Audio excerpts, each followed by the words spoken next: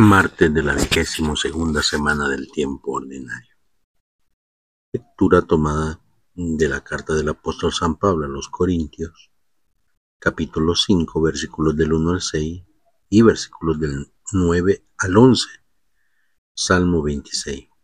Lectura del Santo Evangelio según San Lucas, capítulo 4, versículos del 31 al 37. Gloria a ti, Señor. Jesús bajó a Cafarnaúm, pueblo de Galilea. Enseñaba a la gente en las reuniones de los sábados, y sus enseñanzas hacían gran impacto sobre la gente, porque hablaba con autoridad. Se hallaba en la sinagoga un hombre endemoniado y empezó a gritar: ¿Qué quieres de nosotros, Jesús de Nazaret? ¿Has venido a destruirnos? Yo sé quién eres. Tú eres el Santo de Dios. Jesús amenazó al demonio ordenándole: cállate y sal de ese hombre. El demonio lo arrojó al suelo, pero luego salió de él sin hacerle daño alguno. La gente quedó aterrada y se decían unos a otros: ¿qué es esto? ¿Con qué autoridad y poder manda a los espíritus impuros? Y miren cómo se van.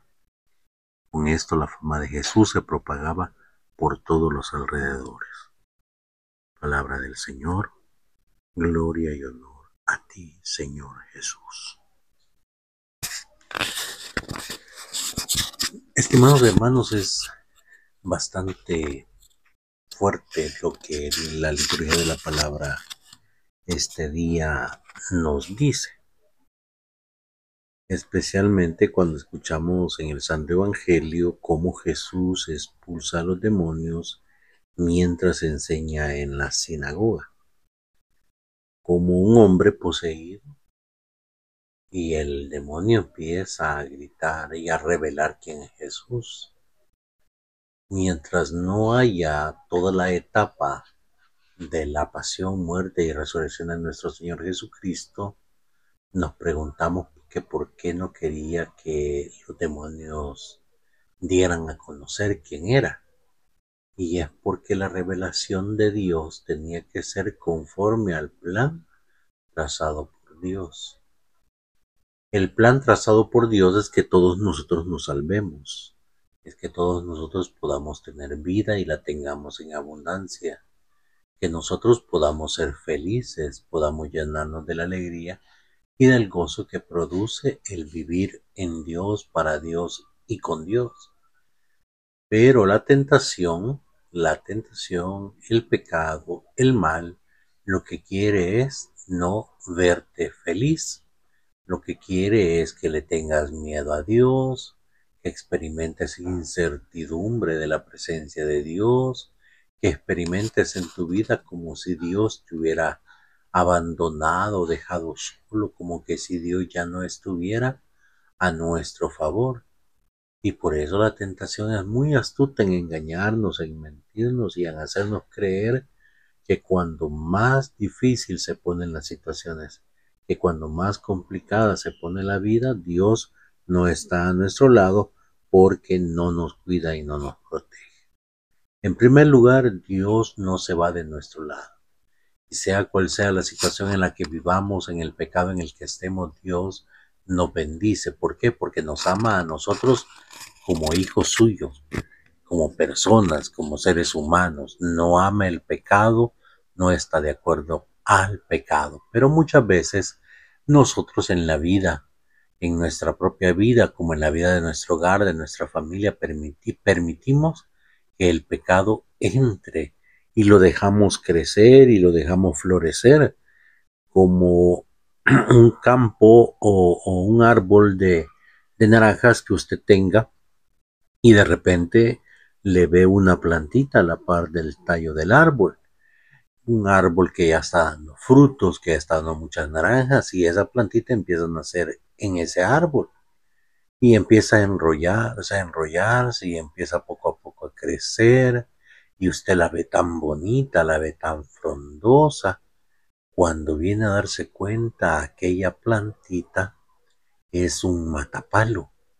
Y comienza poco a poco a ahogar su árbol de naranja, ya empiezan las naranjas a disminuir, ya no dan el mismo sabor, comienzan a tener manchas, los frutos del árbol de naranja, y así poco a poco hasta que lo asesina. Pues lo mismo sucede con el pecado. Muchas veces nosotros dejamos entrar el pecado en nuestras vidas.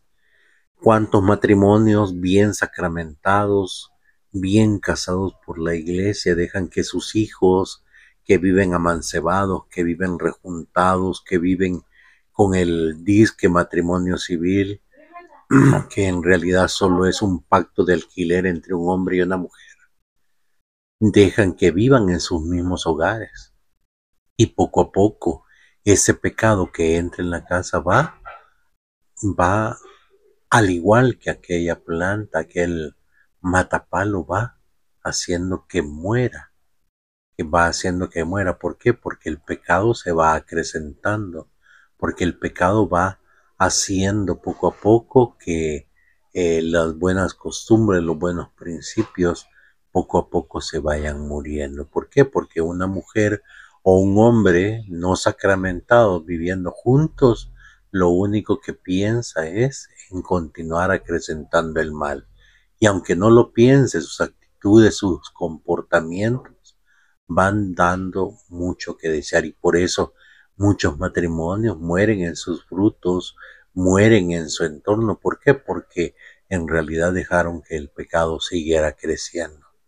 ¿Cuántas familias, cuántos hogares hay en la actualidad así, que hemos permitido que el pecado crezca en medio de nosotros y nos preguntamos qué nos sucede, qué nos pasa, por qué tenemos esta situación o esta otra situación, sin darnos cuenta que nosotros somos o hemos admitido el pecado y él ha acrecentado? Dice San Pablo a los Corintios en su primera carta, dice: por eso es importante que no dejemos crecer el pecado en la humanidad, no dejemos crecer el pecado alrededor nuestro. ¿Por qué?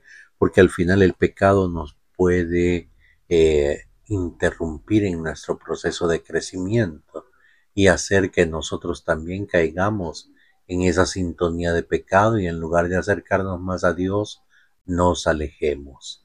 Revisemos, queridos hermanos, nuestro alrededor, las personas que están alrededor nuestro, que tanto son causa de pecado. Y aunque nosotros somos débiles y pecadores por naturaleza, pero hay situaciones que te hacen caer aún más fácilmente, y esas situaciones o esas personas que te hacen caer fácilmente debes tener mucho cuidado y alejarlas de ti para que no sigan siendo motivo, causa de pecado. Démosle like a este video, compartámoslo, activemos las notificaciones, suscribámonos al canal. Alabado sea Jesucristo, por siempre sea alabado.